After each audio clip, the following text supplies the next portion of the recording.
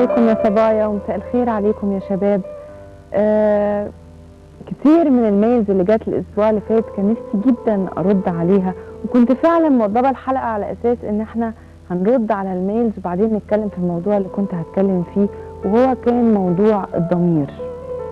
كنت بفكر ان احنا نعمل حلقه على ازاي ضمايرنا ماتت يا صبايا. كنت عايزه اقول ازاي الزوجات ممكن ياخدوا فلوس من ورا جوازاتهم، ازاي ناس في الشارع ممكن تعمل حاجات تأذي بيها ناس تانية وضميرها يبقى ميت. وبعدين بالصدفة البحتة كنت قاعدة مع حد من قرايبي وحكالي، قال لي حكايات الاغتصاب دي بقت غريبة جدا وبقت كتيرة قوي.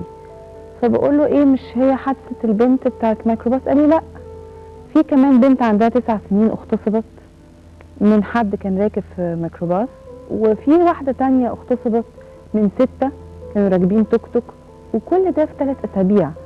وفوجئت ايضا وانا بقرا جريدة الجمهورية ان مكتوب خبر ان رئيس محكمة في دمياط اصدر في جلسة واحدة 12 حكم اعدام ل 12 حالة اغتصاب.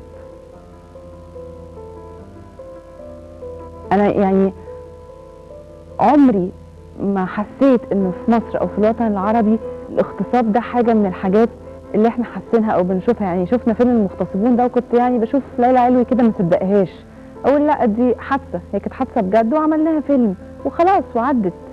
ما سمعتش من ساعتها ان في حاجه اسمها اغتصاب. حتى بره كنت اسمع ان الريب او الاغتصاب ده حاجه القانون بيعاقب عليها وبتاع، وكنت حاسه انها بعيد قوي عن مجتمعاتنا.